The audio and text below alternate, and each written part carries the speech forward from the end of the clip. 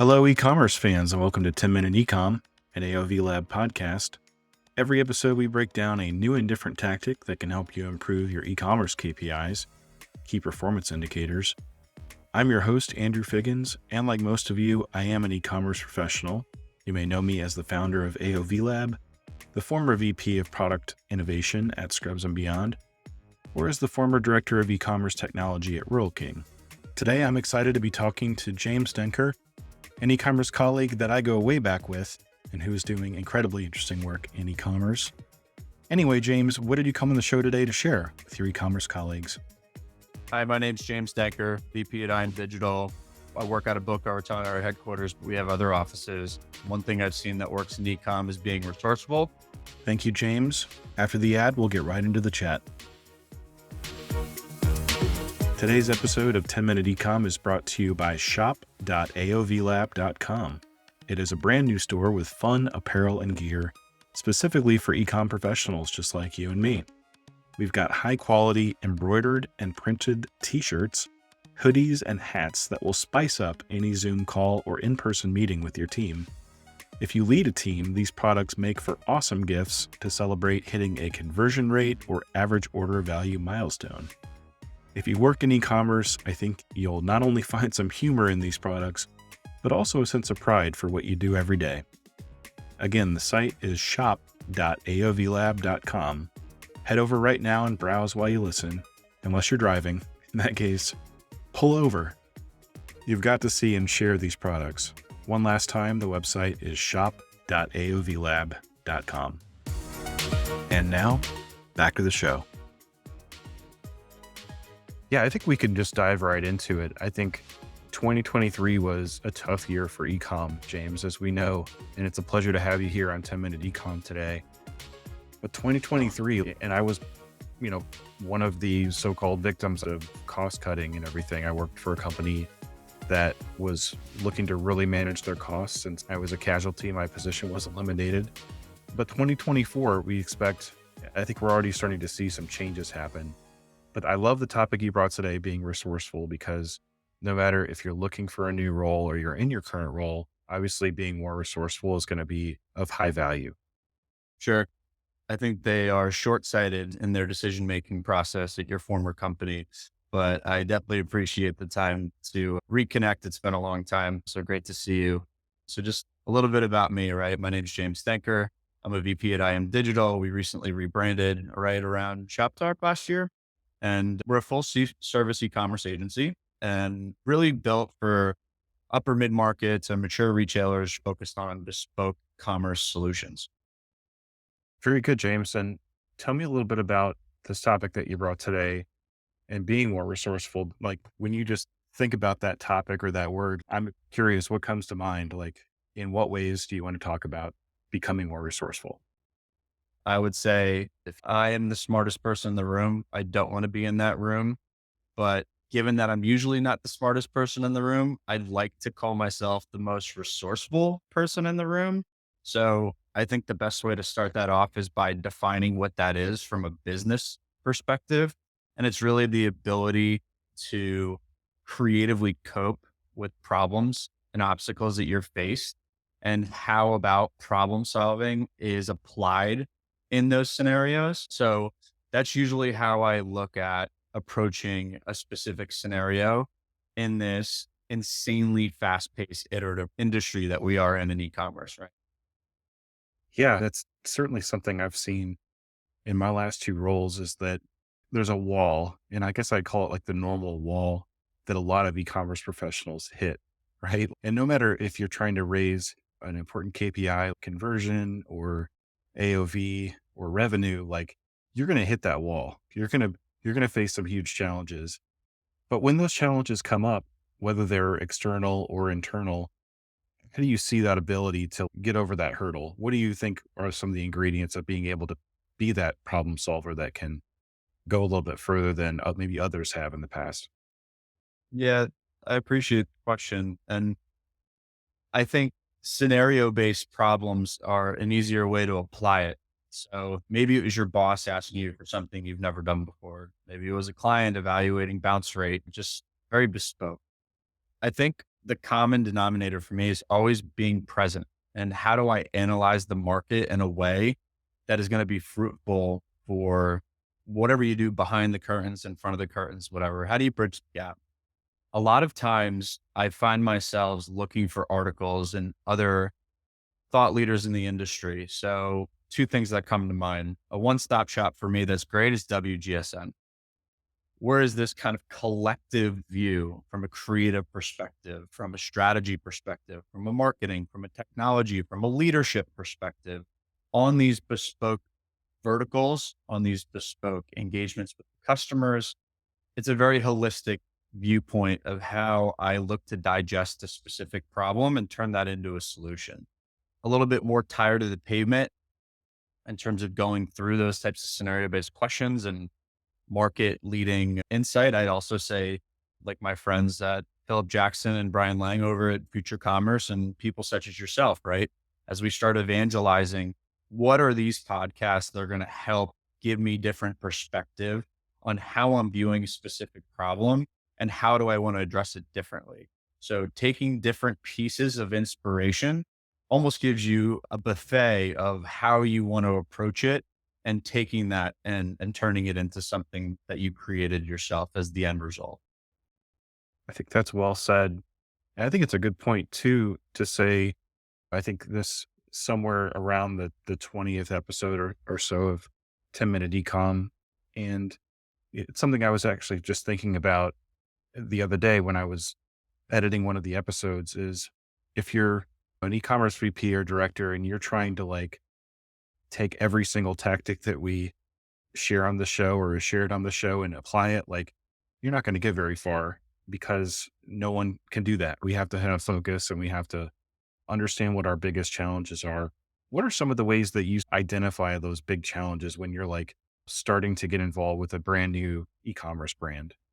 It's just a ton of discovery. You don't know that client's business better than they do. So the best thing to do is to be a student of your prospects or your customers. We go through a pretty extensive process on our side. Usually it starts with an initial discovery, identifying the problem statement, identifying the goal. Maybe that translates to a marketing initiative. Maybe that translates to a CFO initiative for total cost of ownership in terms of how maintenance plays into and the developers play into what it costs to keep the lights on. So maybe some business value management that comes into play. The better I can take notes and better and best understand your business, whether it's a vertical that we've worked with or a vertical that is new to us, is the best method for success.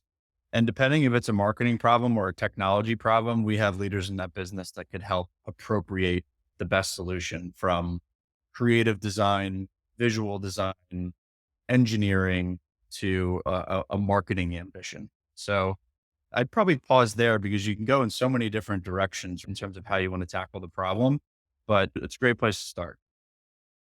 One thing we were chatting about just over, I can't remember if it was email or LinkedIn, but you mentioned being able to step into the client's business a little bit after doing that discovery and understanding, and actually being able to speak a little bit into some of the business processes that are happening. And I know just from my days consulting or even internally at some e-commerce brands, it can be a challenge to be heard when it comes to improving those business processes.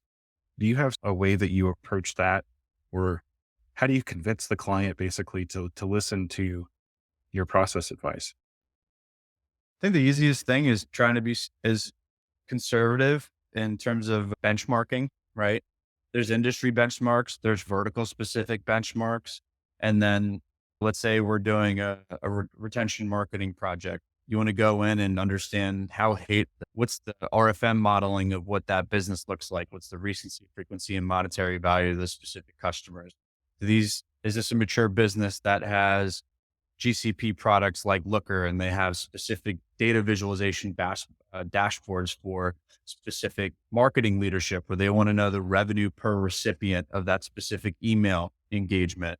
Maybe it needs a sunset flow. Maybe it's a different type. Maybe it's an art company and how many pieces of art you're going to buy, right? So there's this whole acquisition and retention model that doesn't work necessarily for every business. How many pieces of wall you're going to put up on your, and then what type of insights are going to be coming from that to indicate that there's another opportunity, and how are we going to personalize that to send that right message at the right time. So having corporate B2B business dev plays in place from interior design marketers and having partnerships there and really thinking holistically around the problem goes down its own rabbit hole each, right? So we're going to be able to start formulating a specific solution. And it always comes down to what's the quality of that data, right?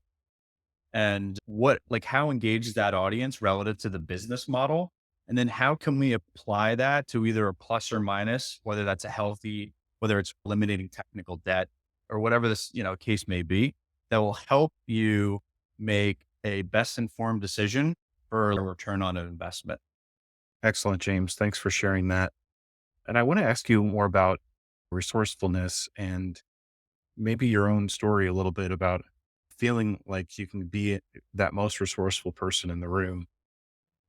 Is there something from your background or like maybe a story you can share about just using some of your listening skills and discovery skills and all your skills really to face down a really challenging problem and help the client find a solution? One example that comes to mind of a challenging situation was a private equity firm that was looking to acquire a CBD company.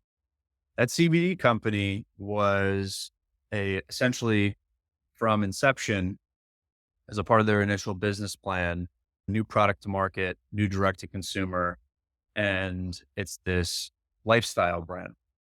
And the lifestyle brand, how does that translate to marketing? How does that translate to specific customer touch points? How does that translate from a gender perspective? What are the male individuals that are interested in the product? What do they want to hear? What do the women want to hear? And how should this be incorporated into this person's life? So this is kind of like really extensive discovery project, if you will, in terms of ironing out brand guidelines, brand voice, brand narrative. A lot of that had to come down to surveys of just customers out in the wild. What CBD products are you using today? Why are you using them? Sampling that data of a couple hundred people. It's just as an initial project, an initial consensus to validate a specific intention. And what we learned is if it's men, it's ways to cope with stress.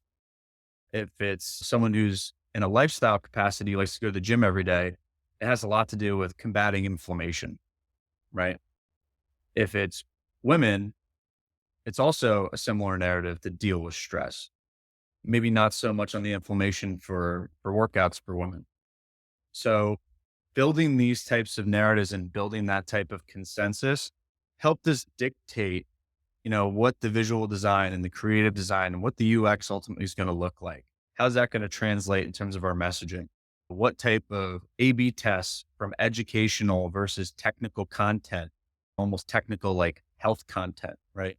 Without making too many medical claims, right?